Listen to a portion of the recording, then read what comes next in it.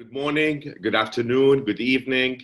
I'm Safwan Masri, Executive Vice President at Columbia University in charge of Global Centers and Global Development.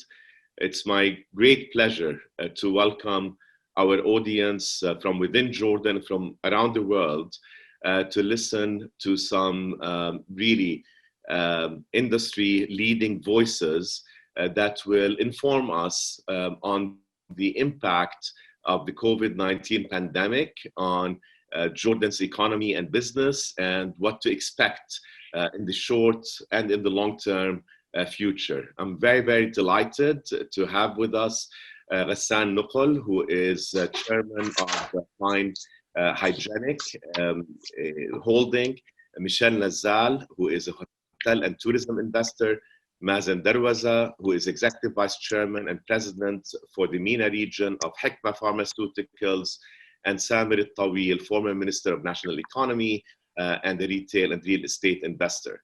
I'm also delighted that we have with us as moderator Mohanad Shahadeh, Chairman of the Board for the Government Investment Company and former Minister of State for Investment Affairs. I also would like to welcome three discussants who will give us their responses after we hear from the panel, and I will introduce them more formally later on. But just very quickly, I'm delighted to have Tamara Abdel-Jaber, who's founder and CEO of Palma Consulting and partner at Amam Ventures, Kamel Almani, Managing Director of Washy Wash, and Shahla Matar, Managing Partner of Tanasukh Technologies. I want to thank the Amman Columbia Global Centers team for all the work that they did in putting this panel discussion together. And we look forward to a really enlivened discussion. Jordan's response to the COVID-19 pandemic has really been exemplary, both within the region and globally. Very stringent and early lockdowns have helped Jordan not only flatten the curve, but to really squash it. To date, Jordan has had 981 registered cases of infection and only 9 deaths. As the case is everywhere, the economic impact has been devastating for the country, as one would expect. Tourism, which represents 15% of gross domestic product, has ground to a halt.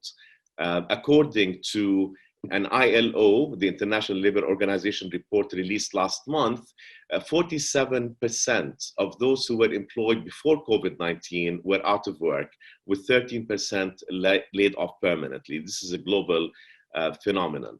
Of course, during just the month of March, wages for workers decreased by an estimated 40%. The impact on the poor, the impact on the informal economy, and on the impact on daily workers has been very, very badly felt in Jordan, as it has within the rest of the world. And of course, Jordan is host to large communities of refugees, and it has already been experiencing a very difficult and vulnerable economic environment. So we look forward to hearing from our panelists about what the impact of the pandemic is going to have on, or is expected to have on, already existing challenges.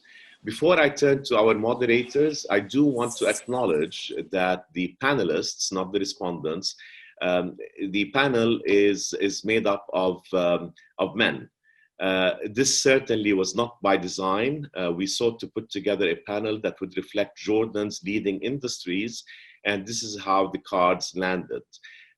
We strive to always have, of course, gender balance for all the right reasons on our panels, and I do want to apologize for the way that this was structured. Again, not to take away anything from the great individuals that we have with us here.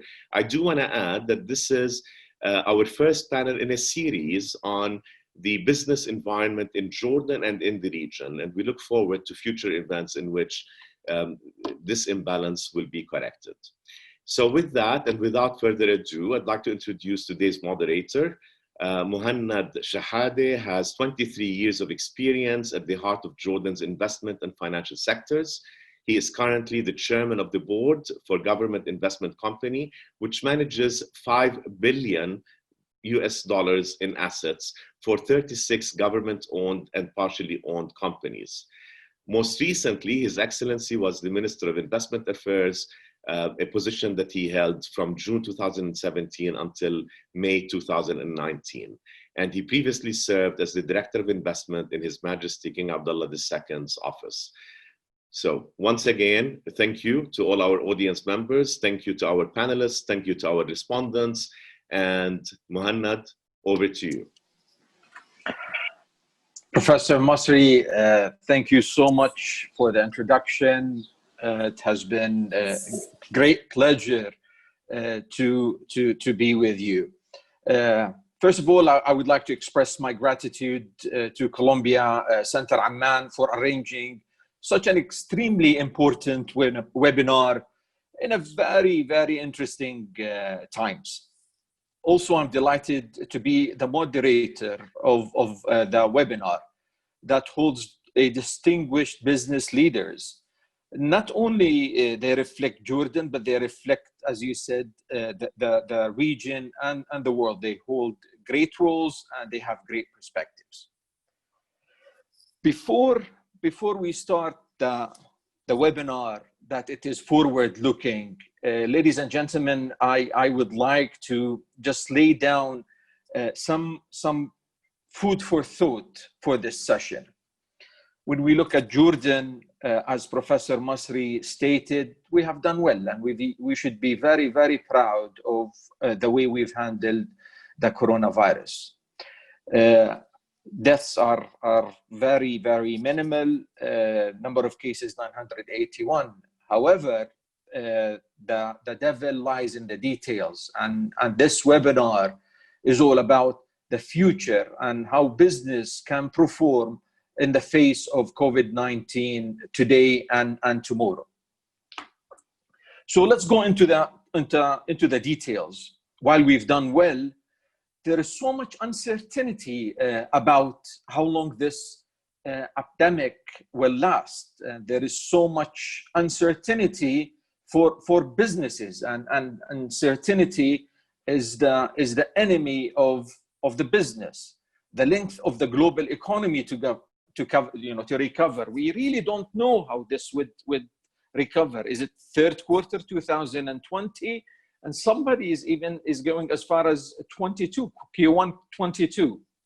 IMF is projecting 3% contraction for the global economy. The crisis impacted Jordanian economy on both sides, the supply and the demand. And this was very unique. And this is the first time, as far as the economy remembers, in Jordan, that this kind of a shock.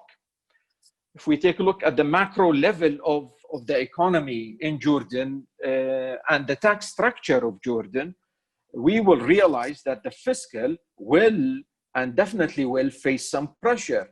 Revenues are down because the tax system in Jordan is very regressive. 70% of the revenue is generated by sales tax.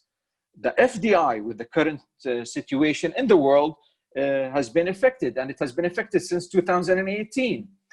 We walked into 2020 with 1.4 billion deficit of the budget. So there is massive pressure on the fiscal. If you take a look at the micro economy of Jordan, you will see businesses are struggling. Unemployment in Jordan and in the region is on the rise. Latest study for the region, it says 1.7 million people might lose their jobs. So the micro and the macro is extremely challenging. Having said that, there is always the other side of the coin. The figures are grim. The economy outlook is negative. CBJ of Jordan stepped in with bold measures, have conducted several activity that actually not only indice the economy, yet also it pushed the economy into a positive mode comparing. So Central Bank of Jordan stating that Q3 2020, we will have a recovery. The drop of oil prices also presents an opportunity for Jordan. Domestic tourism presents an opportunity for Jordan. The agro industry currently represents an opportunity for Jordan. So therefore, I'm very, very delighted to be part of this, or to moderate this powerful panel, and to get some insights on looking forward, economic views, how the future for the business in Jordan in the face of COVID-19 would look like. Sectors have been affected. The sector that have been affected the most is tourism. Tourism in Jordan represents 19% of the economy, 140,000 people, direct and indirect employment. So I am very pleased to present the first panelist, Michel Nazal, whom I would like to read his biography because it has depth to it. Michel Nazal is a hotel tourism investor and the chairman of several hotel companies, including the Dead Sea Hotel Company that he founded in 1980 and the Mina Hotels Company. Mr. Nazal has held several posts, including the director of Royal Jordanian Airlines, chairman of the board for Hotel Association, chairman of the Federation of Tourism Association, and vice chairman for Jordan Tourism Board. He was also a member of the 25th House Senate. Mr. Nazal, I welcome you to the panel. And I honestly would like to ask you a first open question. How would you think that the industry will handle the 4 R's, or the 3 R's that I call them? One is how the industry will recover. How would the industry rebound? How would the industry relaunch in the face of COVID-19? And keeping in mind, everyone is talking about second wave in November. Floor is yours, sir. Well, thank you very much. And thank you for Columbia University, for Global Centers for hosting this event. Yes, we're passing through difficult times and Jordan's economy has suffered like most of the economies around the world. May I start by saying that Jordan's tourism did not suffer only this time. We have suffered, I mean, as a family, we've been in the business since 1907 in this part of the world, and since 1925 in Jordan and Amman. And from 1925 till today, every 10 years, we've had our cycles of ups and downs, whether we talk about a Palestinian revolt in the 30s, a Second World War in the 40s, a Suez War in the 50s, the 60s, we all know about the 67 Naksa, we go to the 70s with its problems, and talking about the last 20 years, we've had the Gulf War, the Intifadas, the economic crisis in 2008, the Arab Spring, and they were all affecting tourism. Tourism was the most affected sector all the time because of any mishap in the region. So when we talk about this, we always recovered. We always recovered because tourism is resilient. People around the world always want to travel. But this time, our problem is not in Jordan. The Jordanian government has done very well in maintaining the country safe and sound, not having the spread of the virus. But our problem is with our source markets. Our source markets have been affected. It is very difficult today to convince somebody to go to an airport, to take a flight. Europe is opening up, but Europe, which is our main source market, is opening up slowly and within Europe. They're not opening up to the rest of the world. Our sector is affected heavily. It's affected because we have not only the hotel sector, I mean, in the tourism, we have the hotels, we have restaurants, we have guides, we have travel agents, we have handcrafts, souvenir shops, tourism transport, airlines, and directly we're employing 75,000 people. But as you rightly said, yes, we have about 180,000 people working in the sector. Local tourism will help a lot. We talked about local tourism, you mentioned it. it could be a great lesson for Jordanians to learn about their country, to start going to Petra, to start going to places where we have hotels in Jordan.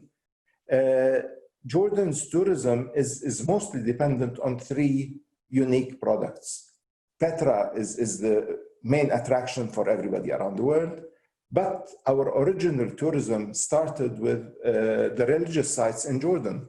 Ever since the early parts of the last century, tourism was mostly dependent on religious tourism coming to see Jerusalem. And our main problem that happened in the 60s was the loss Mohanad, you are muting if you're trying to say something. Sorry. Just for the sake of time, Michelle, can you just take us forward on the business side? How do you think the industry will recover, and what does the government needs to do in order for you as a private sector can rebound as well? Well, unfortunately, the government, I mean, they didn't have much choice, but the government really gave us loans to maintain our staff. Yes, we need to maintain the industry, the trained people in the industry, so that when tourism comes back, and tourism cannot come back without the airports and without the airlines.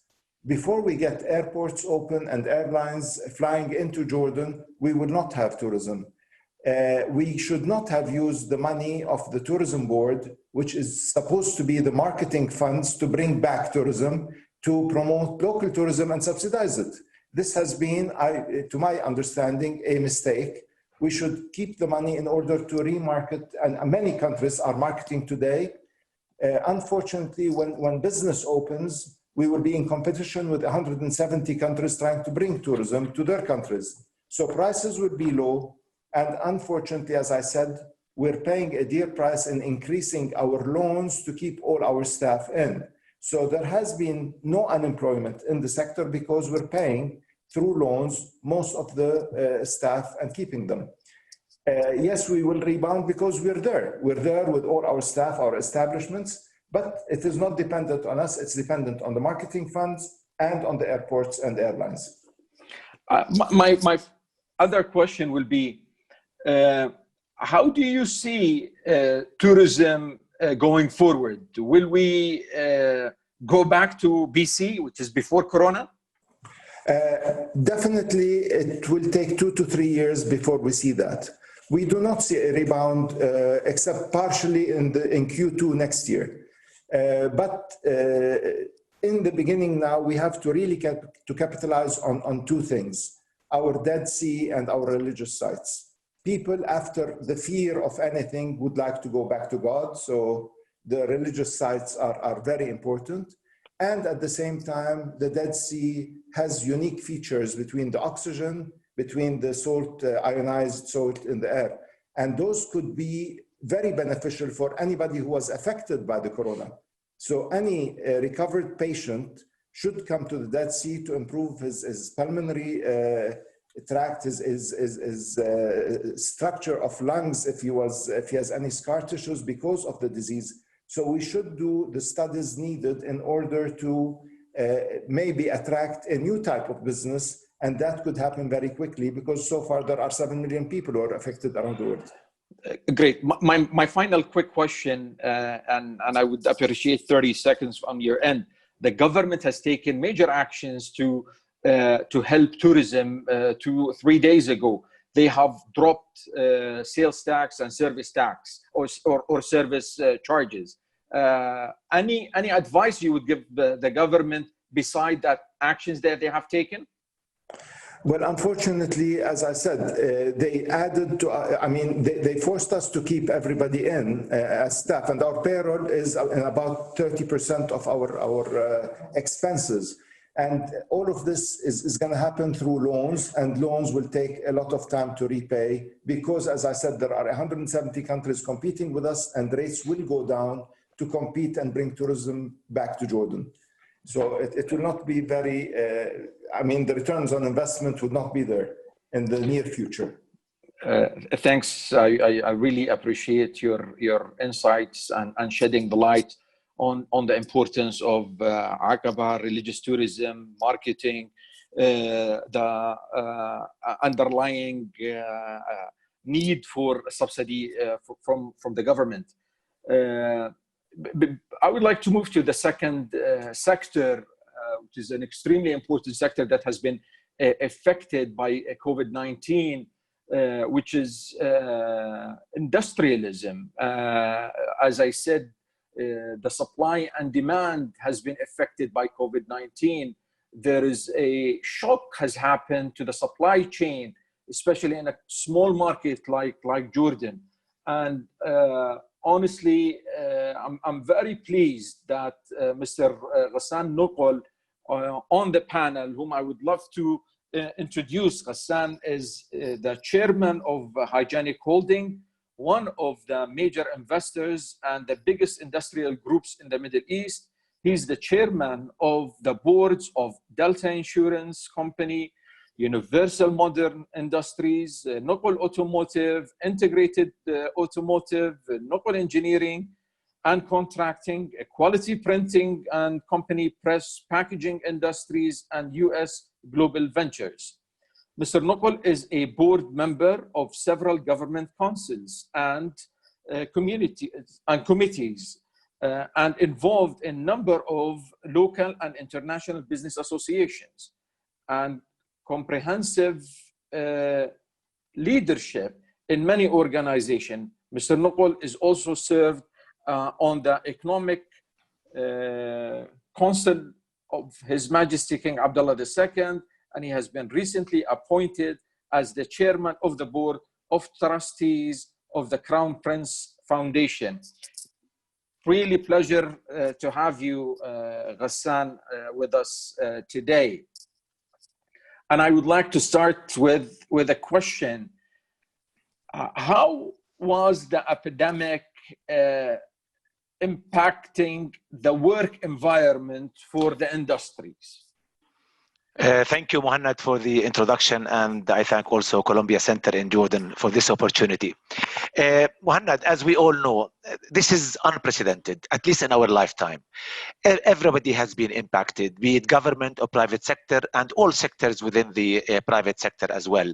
However, some sectors, as you have rightly said, have been affected more, impacted more, like you mentioned, hospitality, tourism, retail, services, and entertainment.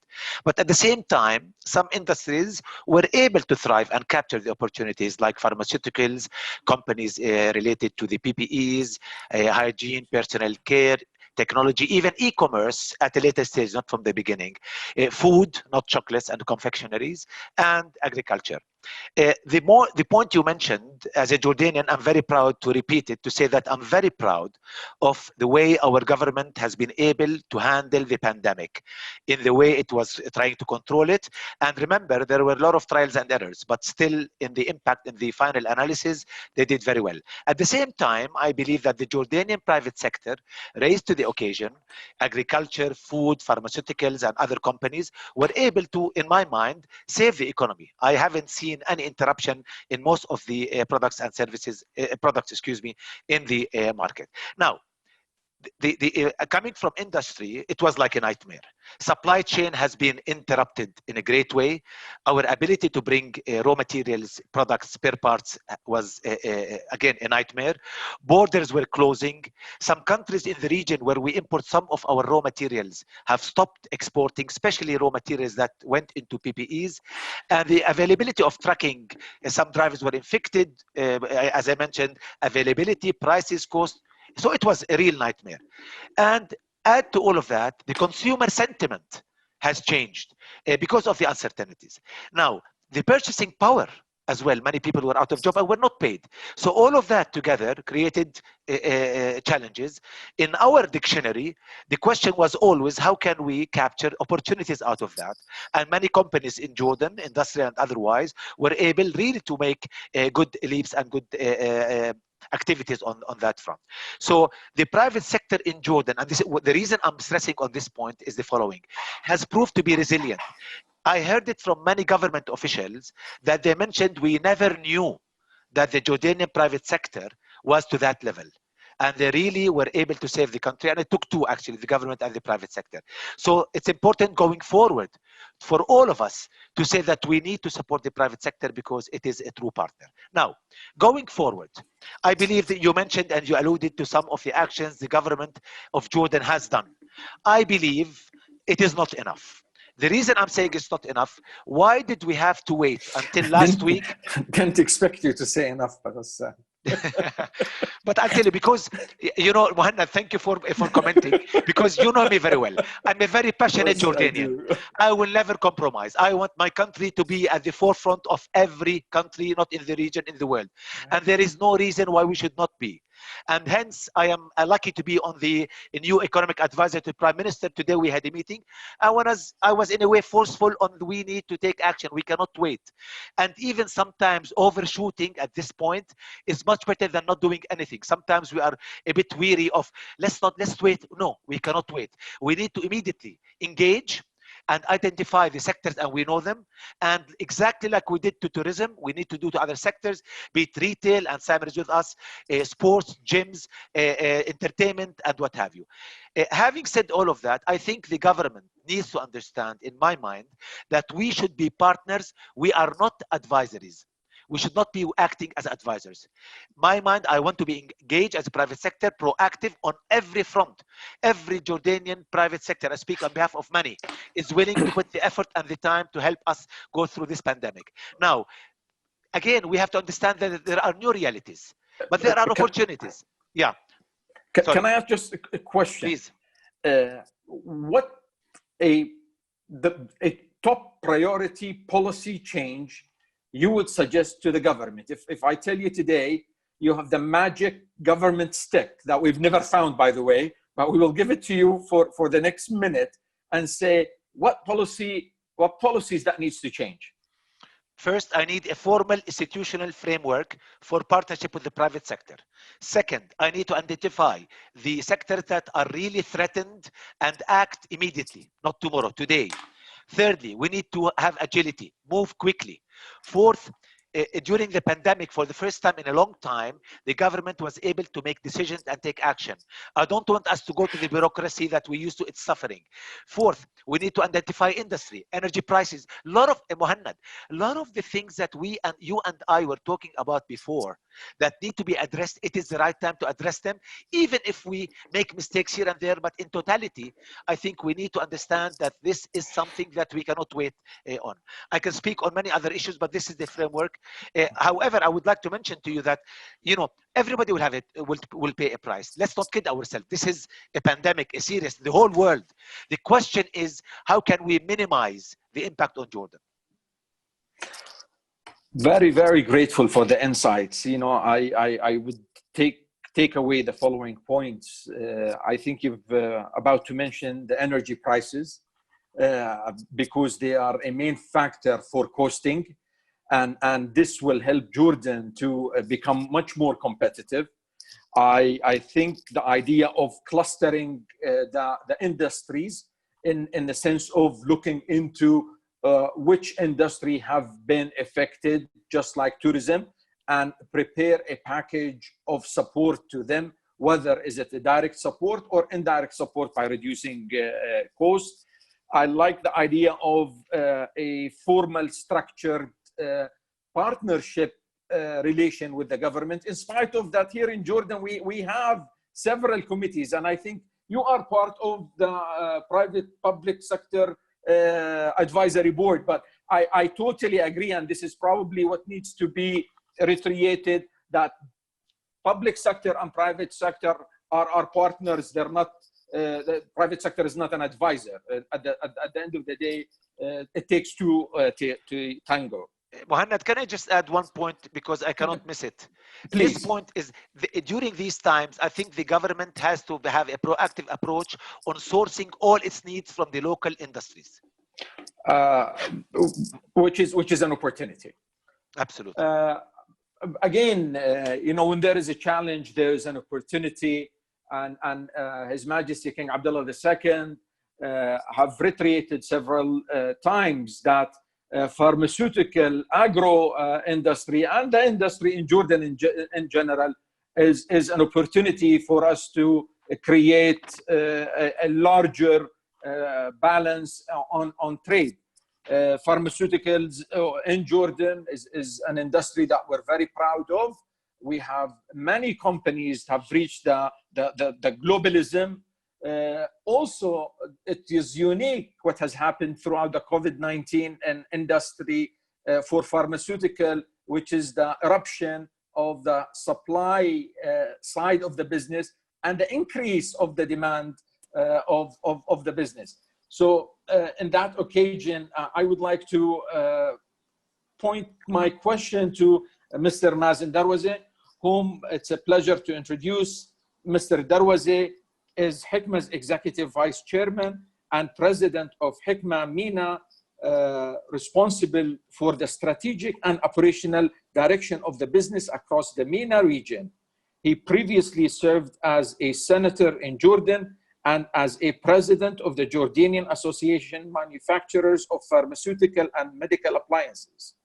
Mr. Darwazeh holds various public charitable positions. He's the chairman of Capital Bank of Jordan.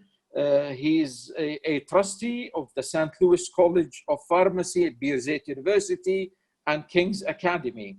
Mr. Darwazeh is also a member of His Majesty King Abdullah II Economic Policy Council.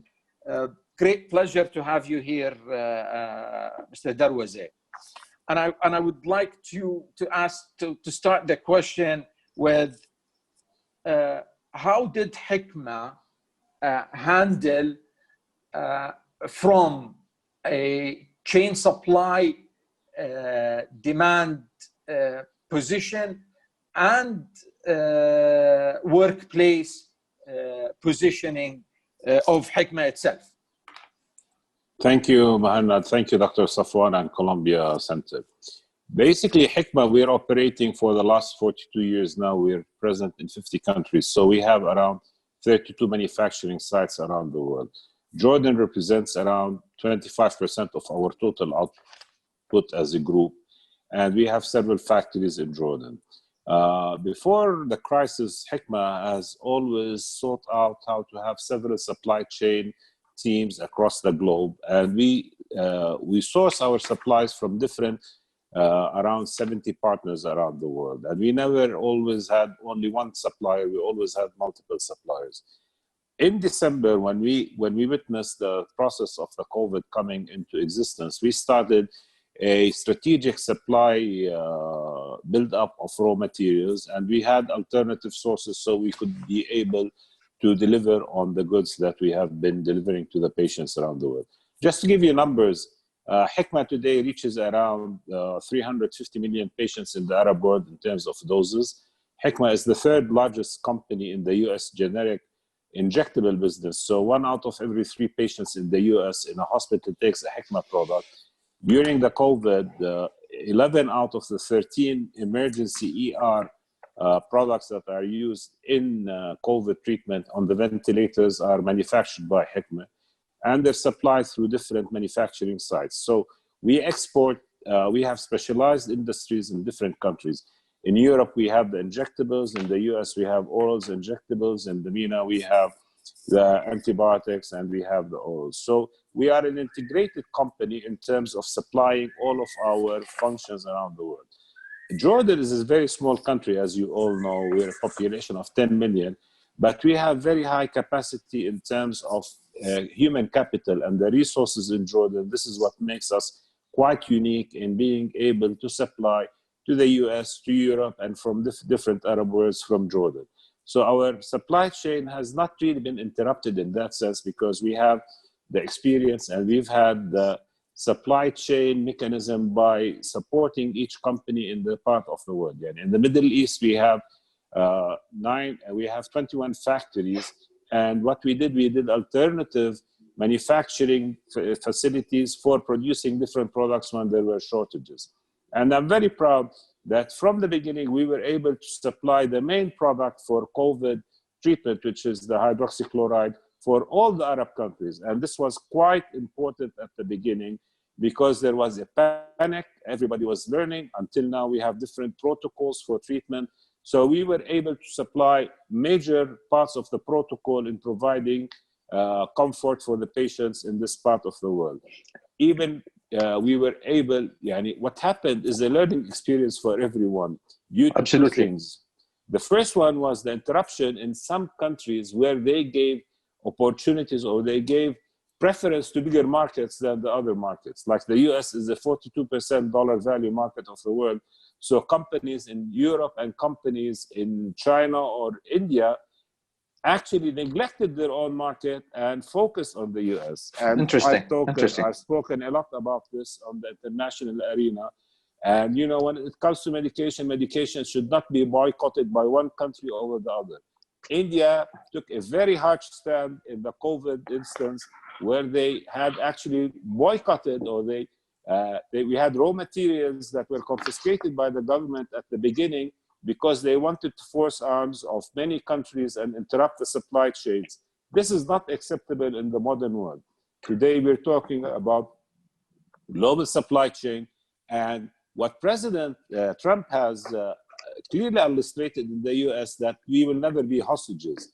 And what has happened during the COVID instance is that many countries became hostage of their own surrounding. Europe even started hostaging other countries in Europe and cutting off supplies because of their own demands. So when panic hit, people started reacting indifferently. But thank God in the Jordan or in the Middle East, we were able to supply what was needed during the interruption process. Thanks. That's very, very valuable input. But my next question would be on Jordan. Post COVID-19, do you see an opportunity for the pharmaceutical industry? And how do you think we should go about it from two perspectives, private sector and government? What needs to be done if there is an opportunity, and what is the opportunity? Look, the government in Jordan has been, since the beginning, really, like all of my colleagues said, has been very proactive. And they told the private sector, what do you need to facilitate your business? And really, they went out of their way. And Jordan, as you know, we had really lockdowns in many instances, but the industries were kept alive all the time. They had a lifeline. Post-COVID, I feel Jordan is well identified in being more of a hub for scientific development. We have certain industries in Jordan, like if we're talking about added value industries in the pharma era. Now we're talking about the new talks about the new biologics, how they will be replacing the old medications. We are well positioned for that. But today, we don't have the infrastructure, but we have the human capital. We have the industry basics of being able to adapt to this technology. And technology is not, it's not that difficult. Today, you can import technology from all over the world. The good thing about Jordan is that we have more graduates in pharmacy school or in the medical school per capita more than any other nation. So we have abundant human capital that can go in these industries. And we have witnessed many multinationals coming to Jordan, working with local companies in getting licenses. We have a first-class Jordan FDA. We have regular inspections by the FDA from the United States and from other countries to Jordan.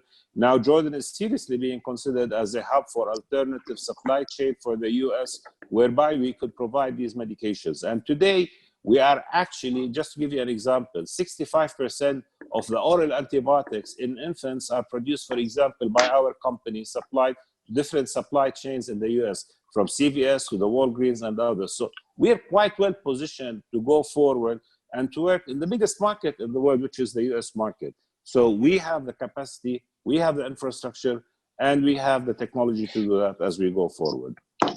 Thank you, Mazen. I recall that His Majesty King Abdullah II has always been a big advocate of building up the economy of Jordan, and His Majesty has always directed the government to pay attention to services. Jordan can be a hub for 1 billion consumers, as His Majesty reiterated several times, and Jordan can be a hub for IT, and Jordan can be today a hub for pharmaceutical research and development. Thank you so much, Mazen, for such an enlightening remarks. Many sectors have been affected, as we said, aviation, tourism, to a certain extent, industry. However, real estate and retail have taken a major hit during the COVID-19. And also we're seeing the norm of the business has been changing. On the retail side, we have heard that major stores such as Zara is converting their business model into e-commerce. Macy's is doing the same. To speak about real estate and retail, we're very, very pleased to have with us His Excellency Samer Tawil.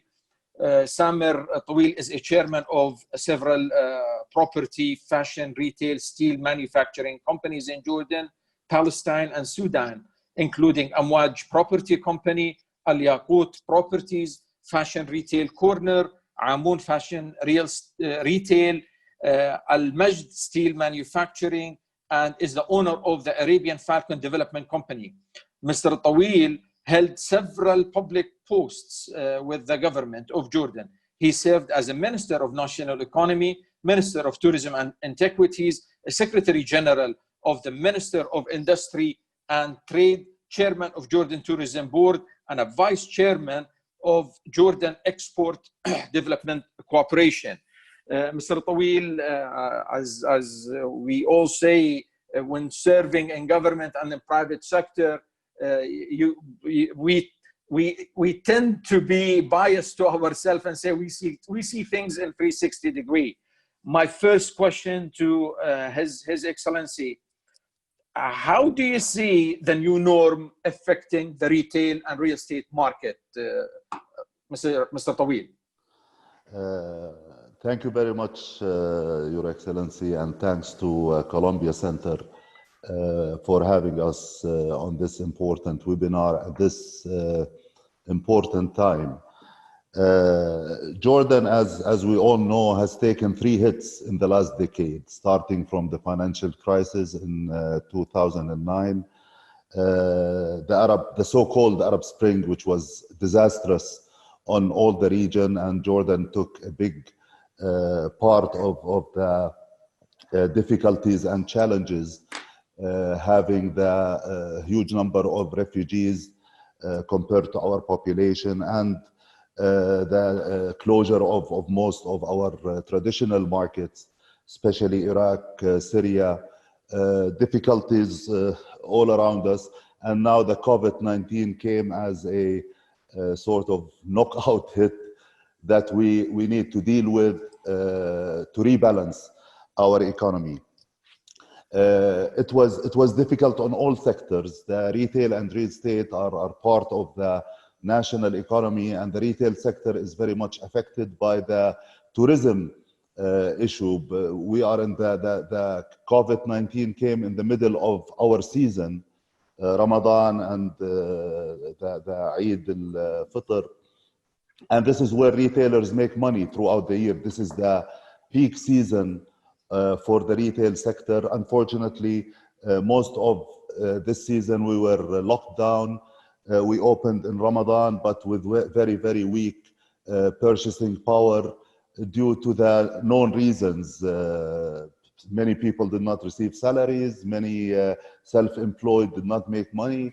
It was really bad. There is a 50% drop in sales in the last 2-3 months, including in the period we opened, let alone the 45 days of total lockdown, where most retailers were closed, apart from hypermarkets and pharmacies.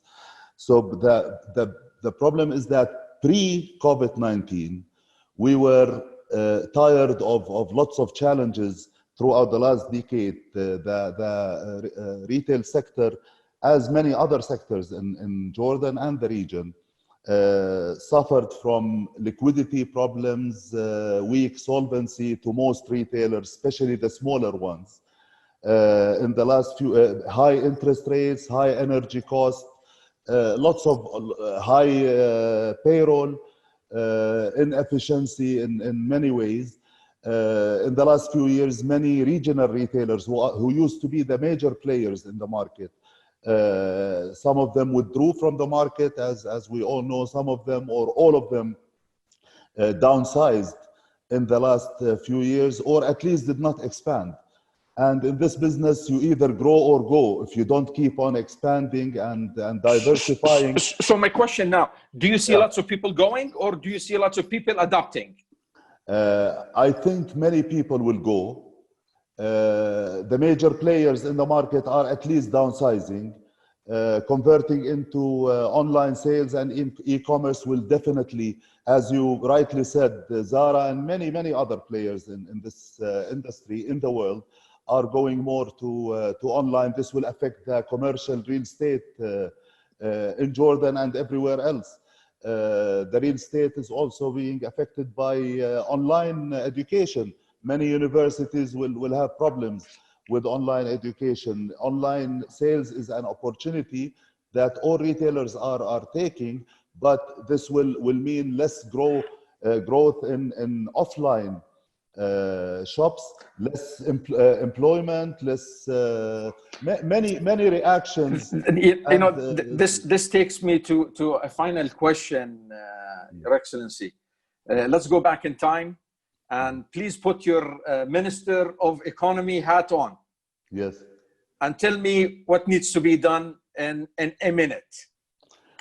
Thank you for this question. I was Minister of Tourism in 2003 when the Iraq war happened, and we immediately took action by subsidizing domestic tourism, and we created the Al Petra program.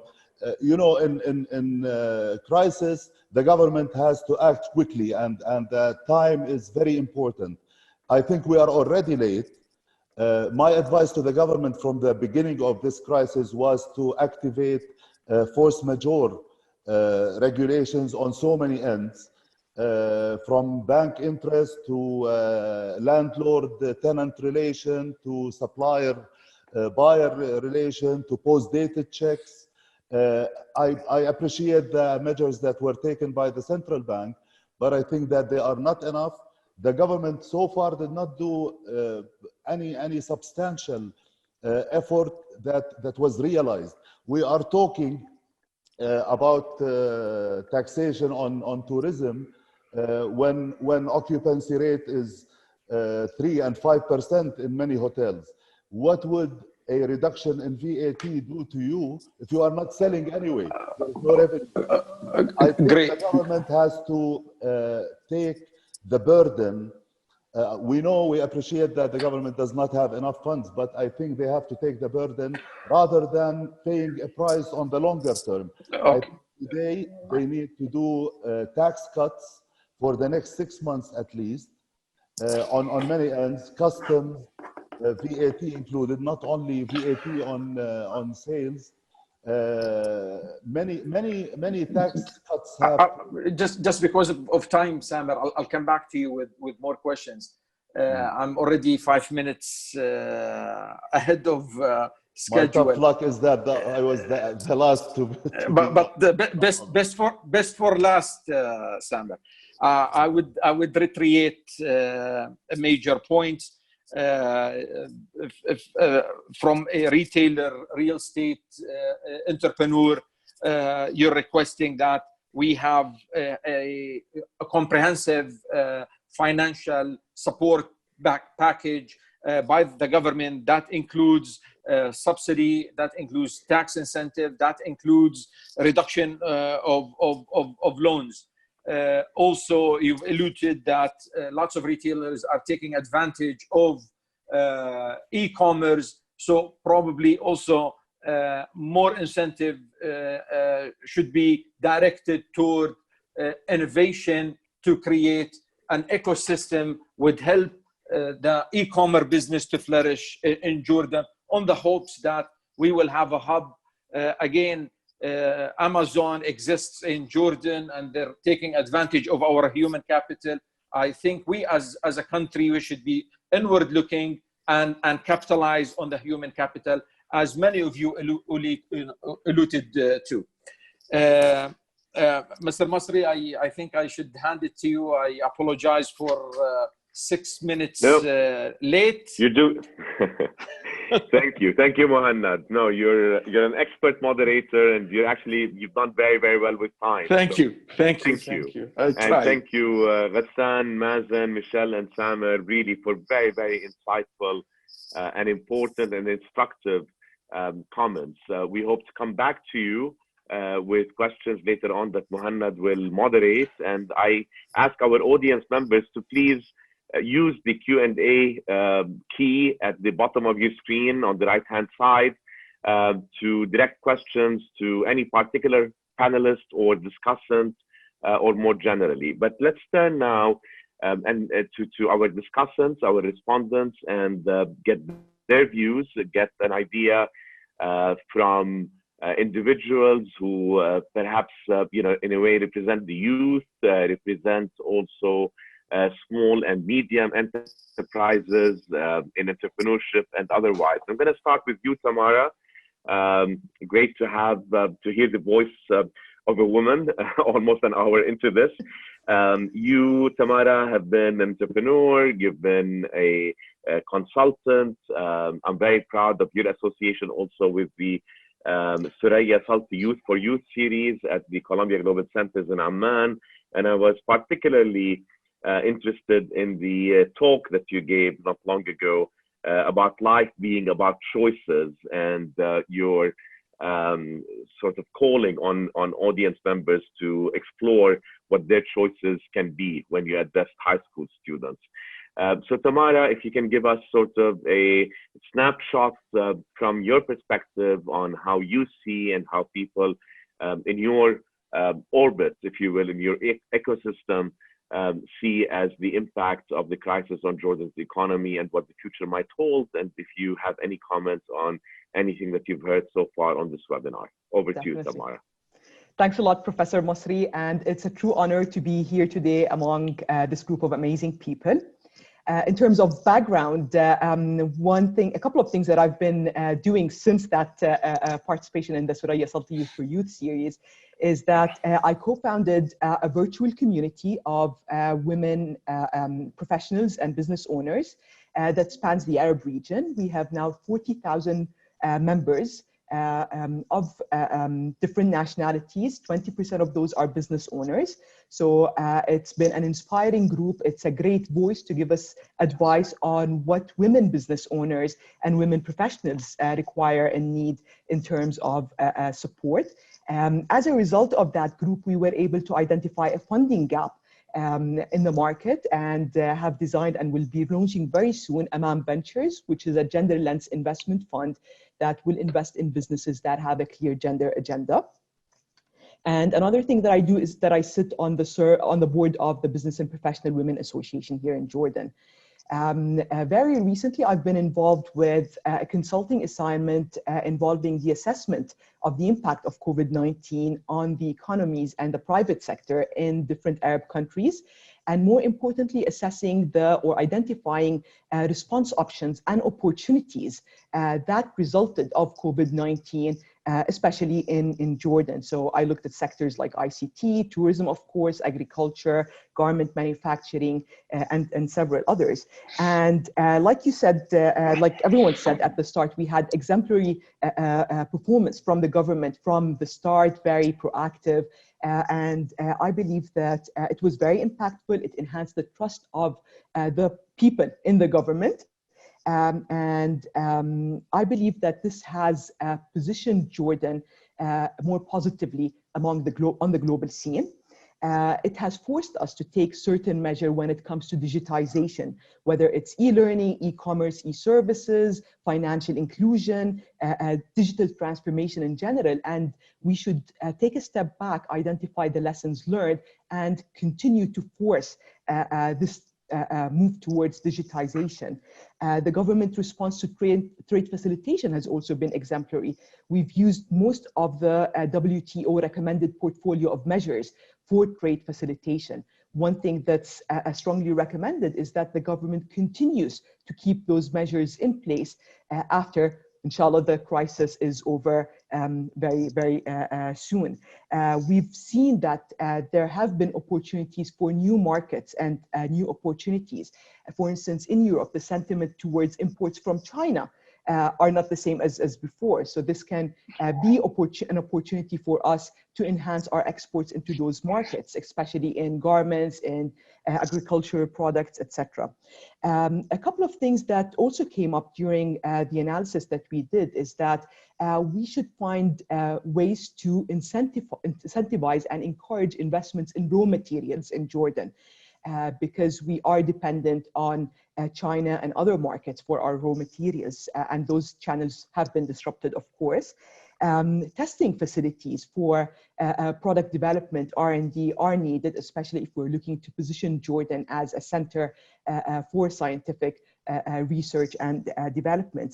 But one thing that's always been, I wouldn't say missing, but not covered sufficiently is the requirements and the needs and the opportunities for SMEs and mostly or even more pressure on the small business part.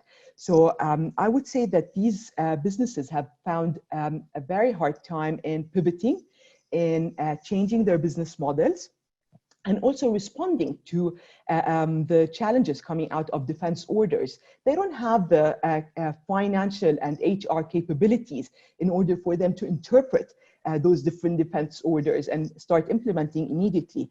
And I believe that this brings more pressure on the role of ecosystem enablers like business associations, accelerators, incubators, etc. And these organizations at this stage require a lot of support because they don't only extend their support to one or two entities, they support clusters in industries and clusters of companies. Right. So for me, I believe that this is extremely important in the coming period, helping SMEs really take the tough decisions that are required at this stage. Some SMEs have been struggling for a long time. We should help them take the courageous decision of winding down their businesses, maybe pivoting and looking at other opportunities. And they need technical support when it comes to that. Thank you. That's wonderful, Tamara. Thank you so much. And thank you for all the work that you do. And I'm really delighted that your venture really focuses on the needs of female business owners and organizations and businesses.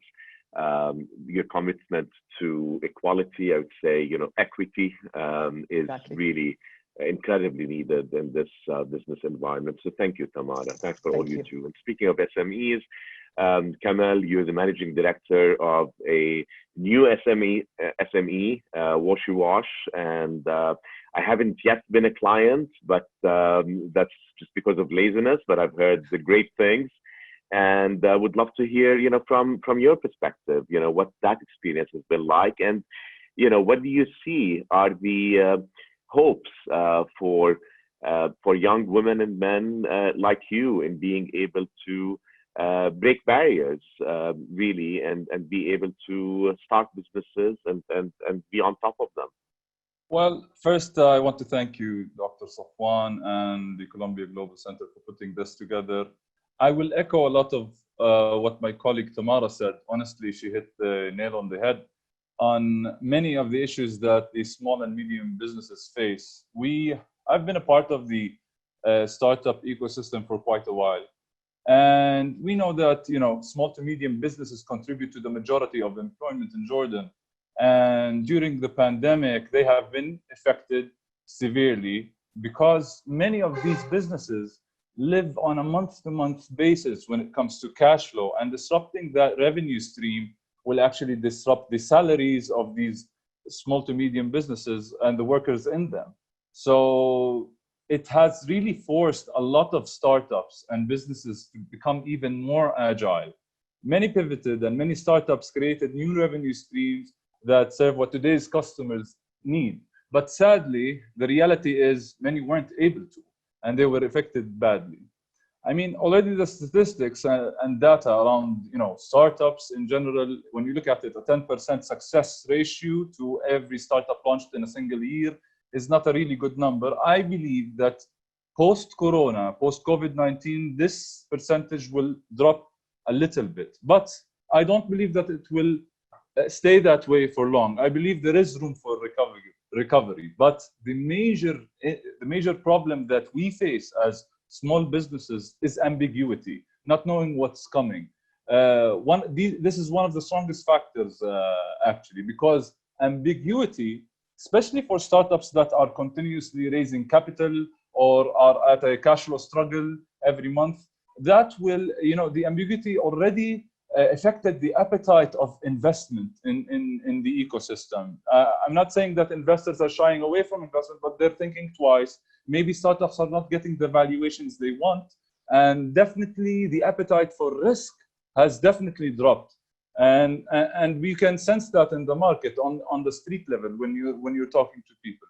However, operational startups that are 1 year old or more are more focused on cash flow right now. And a lot of them pivoted.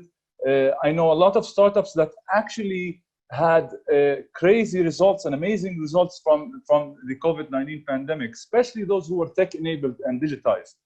And for example, I know some startups that had achieved 3x their expected revenue during the months of April and May. But reality is a vast majority of other startups have suffered severely. Now, the positive thing, I don't want to stick to the negatives. I want to say what opportunities lie ahead. A huge opportunity lies ahead, because today in Jordan, you have a lot of businesses that are still under the tech radar. They're not digitized. They're not fully transformed yet. And, given the fact that COVID-19 forced a different path to consumer behavior, people became more tech savvy. They became more e-commerce driven.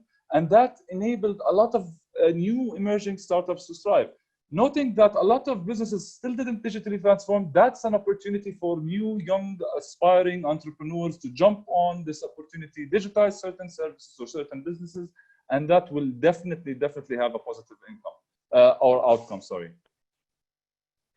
Thank you, Kamel. Thank you. I mean, it's fantastic to hear the hope and to be inspired really by the youthful voices that look to the long-term future and are innovating in wonderful ways. It really gives us tremendous hope to hear people like you.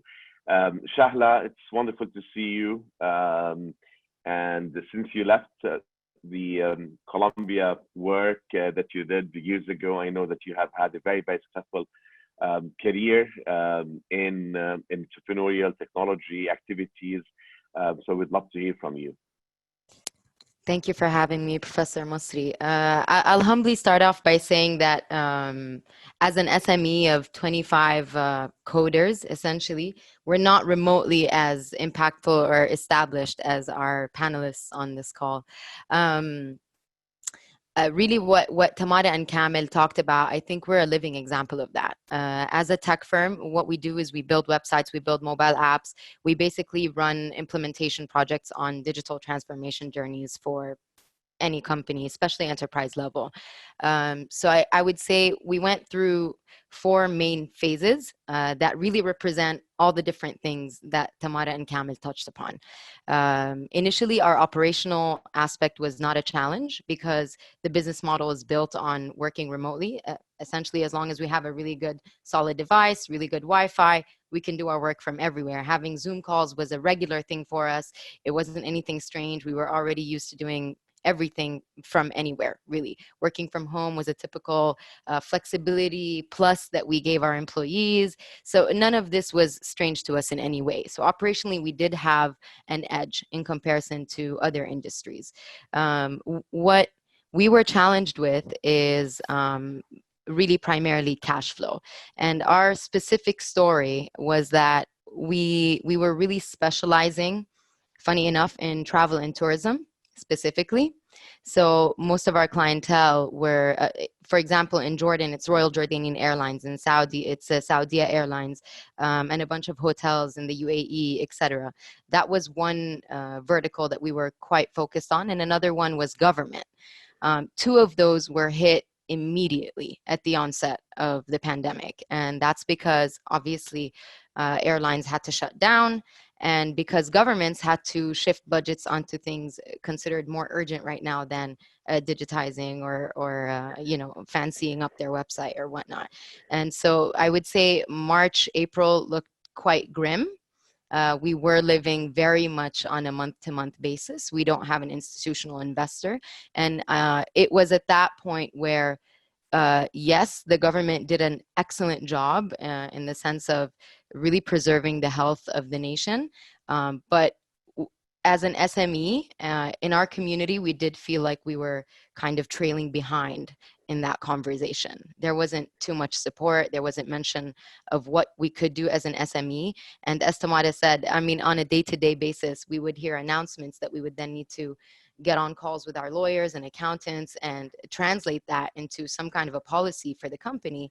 And within 24 hours, all that would be chucked down and started all over again, because now there's a new announcement that we need to crack and ensure that we understood correctly and without damaging any of our employees. I mean, thankfully, eventually what ended up happening is, like Kamil said, we managed to pivot. So we started to basically outsource our work or our services abroad. So the advantage of being in the tech industry is that we can transcend borders, right? Unlike hotels and tourist sites and whatnot, our services can be given to anybody from anywhere. So what we started doing is that we started to look at our competitors globally as our clients. Like everybody else, companies, tech firms in the States, in Australia, in Europe, were having to let go of their employees. We didn't have that advantage. We were not able to do anything related to furlough or letting employees go. So we started to sell our services to our competitors and doing their work on their behalf so that they could let go of their employees and not have to deal with full-time employment commitments and be able to just give us on a project-to-project basis and let us go whenever they need to. That worked out quite nicely. Yeah. And you pivoted, you adapted, as we all have had to do.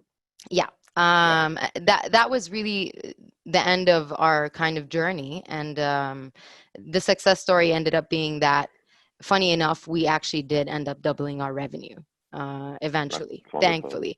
And in a very small metric, in March, we had drafted a hit list of people we may need to let go and in what order.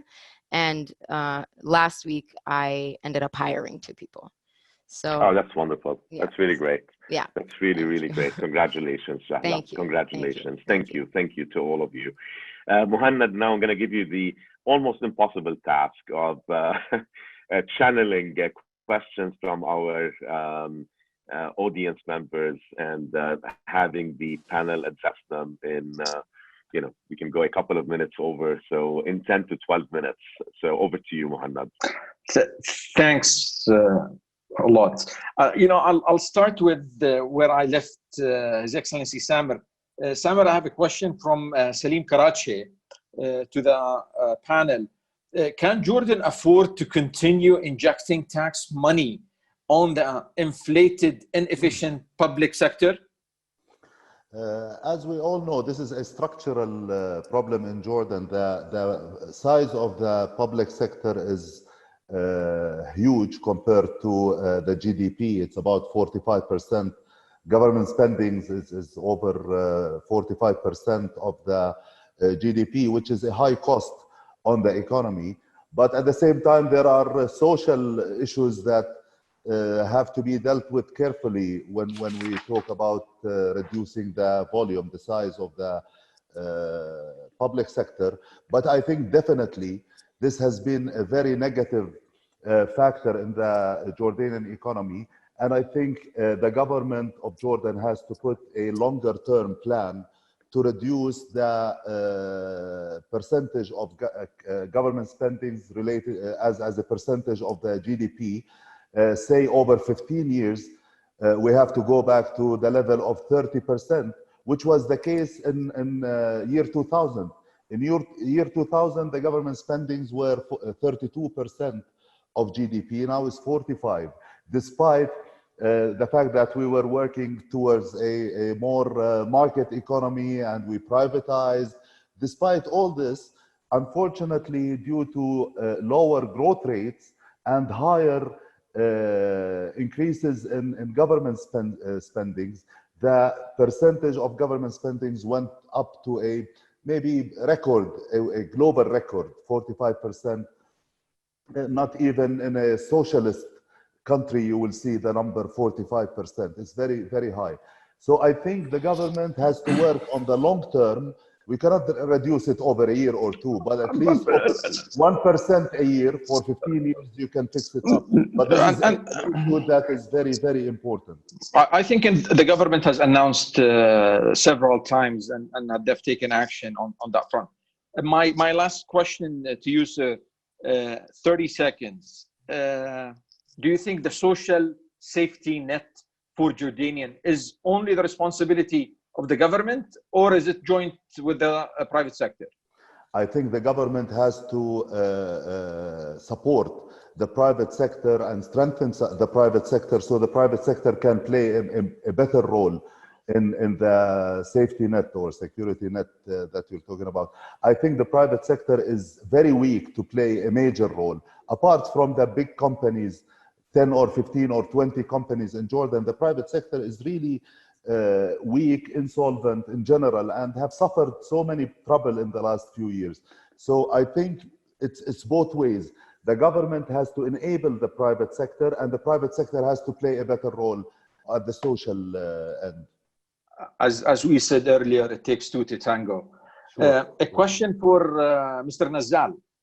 The question from Hatem Abbasi. It's an interesting question. Domestic tourism has never been attractive to Jordanian citizens. How is it domestic tourism marked to Jordanian citizens today? And how successful has this strategy been? What steps should be considered by policymakers to entice Jordanians to explore their countries domestically? Is pricing attractive for Jordanian to actually do domestic tourism? Well, thank you for the question as well, Mohammed. I mean, our problem is lack of transportation between sites in Jordan.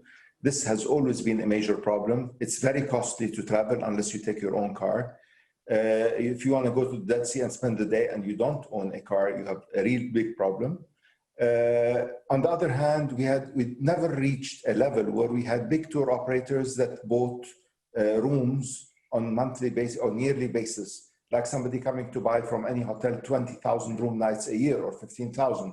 That's why hotels were never able to afford an all-inclusive setup, for example. Also, the burden of costs per establishment are so high that we cannot really offer an all-inclusive package for tourists. So it's more than one combination. We have to start enlarging travel agents and not allow anybody to open a small travel agent. We have to have big consolidators, maybe grow the travel agent business and saying, if you want to be classified as an A agent, your capital has to be 1 million JDs. And then they would start buying rooms. Then hotels can afford eventually to do packages and all-inclusive packages. And the tour operator can then sell rooms at cheaper package prices during low seasons and so on. Unfortunately, the whole structure is not done in a way where it allows for that. Egypt, for example, has done a tremendous work in opening up, in growing up their travel agents, consolidators. I'm sorry, I have to interject here. So what you're saying is that local tourism is not an opportunity. At this moment, I'm sorry, no, it does not really cover the expenses of hotels. We know that it is expensive. Our costs are very high, but we have to keep trying. I mean, at this point in time, we don't have any other option. Thank you, Mr. Nazzal. I would like to address a question to Mr. Ghassan Nopal. Being part of many boards and committees on the government, Dima Haddadin is asking, what is the government currently doing to prepare for a second wave in correlation to COVID-19 and in partnership with the private sector? Do you, meaning the private sector and the government, have a plan roadmap for recovery of all businesses? It's a tough question because we do have coming from Dima Akid. Yeah, I think this is Dima. The lady is in Dubai because there are 3 Dima Haddadins I know of. One of them is this young lady. Dima, the point is the following. The government, we don't know what's going to happen tomorrow after tomorrow. So far, the controlling of the number of infected people is quite impressive in Jordan. And this allows us to start thinking how to open up the economy, what needs to be done. My point is twofold. One is that we need a real partnership, not advisory, meaning that we as a private sector have to come in and put our experience, because we do know what the supply chain looks like. We know the intricacies of running a business every day, what it entails. And the government is reaching out, but my issue is not institutional. For example, I have a very good relationship with the Minister of Industry and Trade. We call each other almost daily. That's not institutional. I'm very respectful of his time, but he always comes and reaches out to private sector. So this is one. The second point, I think we need to immediately address the sectors that are struggling, because Dima, as you recall, I said that if it's too late, then whatever you do, it will not work. So we need to be proactive so that they don't fall, they don't close, and then we say, what can we do? This is the second point. Third, I think the supply chain, the exports, imports of raw materials, all of these things are important. But as I mentioned, there are many issues that the government can do today to allow for us as private sector to thrive and grow and capture opportunities internally, domestically, regionally, and internationally. Example, the energy prices, interest rates, and there are many schemes the central bank did. We need to capture these. So my answer to you is we need to do all of the above. This is no joke. These are very tough times, unprecedented. We cannot just, do parcel, piecemeal. No, we need to do comprehensively. And this can only be done by a true institutional partnership with the private sector. Another question from the audience, and I would like to address it to you, Ghassan, knowing that you do lots of work with youth and organization of that sort. The question is very simple. What kind of an advice you would like to give to young Jordanians whom are graduating this year to be able to find a serious job? In 30 seconds. 30 seconds. First, 30 seconds. I would advise that they go and research what are the sectors that are thriving in Jordan today. See what could be a niche that you can help, and offer your services for free in the beginning, be it internship or a project, what have you, and prove to me as a potential employer that you are worth the time and you've done well, and I would like to recruit you. This is in 30 seconds. Wow, very powerful 30 seconds. Indeed. I would like to address a question for Mr. Darwazeh from Dima Al-Mufti. Honestly, you need to help me here. Does Hikma make the dexamethasone? Have there been any preliminary results of the effectiveness of hydroxo, whatever it is? We manufacture dexamethasone both in the United States in different dosage forms and in the Middle East. And there has been quite studies about it. Now there's a comprehensive study that's undertaken now as we talk in Oxford University. Today, we just released a statement, it's in the Financial Times now, that we're ramping up our manufacturing capacity for dexamethasone. We anticipate that there will be a big demand for it, like we've seen shortages in other products for COVID. I think this will be one of the new products, but so far it's all studies. But when studies start, we start having a huge demand for it. As for the hydroxychloride, there have been no studies that is used as prophylactic. It's still used as a product inside the protocol treatment. There was a big statement about it. Some countries stopped it. Now there's a study in Saudi Arabia that when they stopped using chloroxide, the cases spiked again. So now they're putting it back on the protocol. So once used in a combination with antivirals or antibiotics, both bacteriostatic and bactericidal, different families, it's doing fine. because usually in these cases it's less than 25% of the patients who have COVID need these sort of medicines. Thank you. And now I know why I've never made it in biology. Second question, very simple one. Do you see businesses in Jordan going out of business? And what are the sectors that we should pay attention to? Again, 30 seconds. 30 seconds. I believe there will be many sectors that will go out of this crisis has really proved that things will change, and to go back to normality, it will take us at least to go to 2022. So we have to navigate the ship from now until 22. We have to be realistic. There are sectors that will not be able to survive as they have survived. There are sectors that will flourish a lot. Today, just to give you an idea, 40% of the population at Hikma was working, 60% was at home. So today, how will this sector go? Traveling, tourism, what are the opportunities? And there are many opportunities that we're speaking about all the time. But we have to fix our homework to go further. Safwan, can I do one more question? I don't think so, Muhannad. We're out of time. And so our apologies to the audience members whose questions did not get answered. Muhannad, I mean, I hate to do this. So it's you wouldn't have asked if it was not a really important question. So go for it. But let's give it really a few seconds. By Alison Anderson.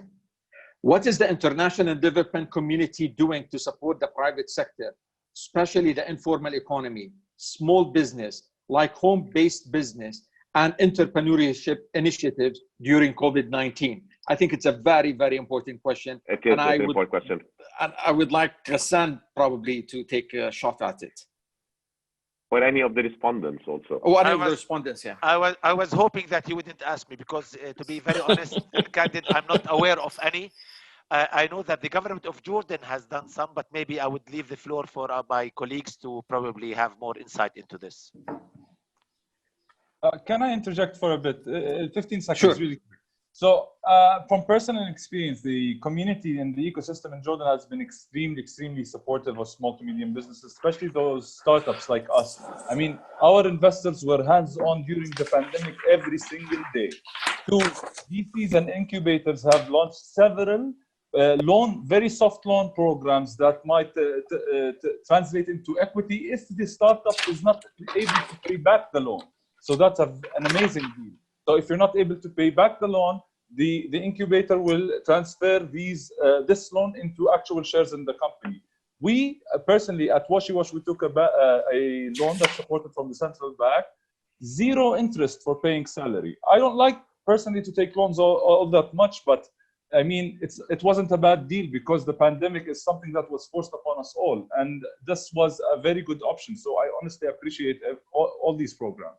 Also, all the incubators, investors, and VCs have developed multiple aid programs on Zoom, consultation, financial, legal, so on and so forth, for small businesses, for homemade businesses, for medium businesses, and we've all benefited from these programs.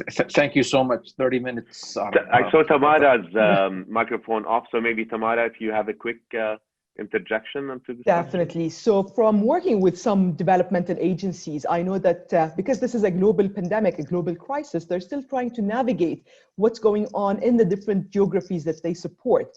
And based on that, to design their programming in order to support better.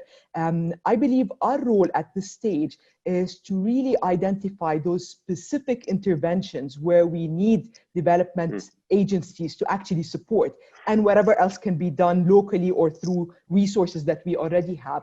Identify the opportunities that have the bigger value in the near to midterm going on, so that again we spend this valuable development money on those opportunities and not just waste it on things that are already existing or replicating stuff that we've been doing before. So just focusing that developmental agency support on where the opportunities truly are.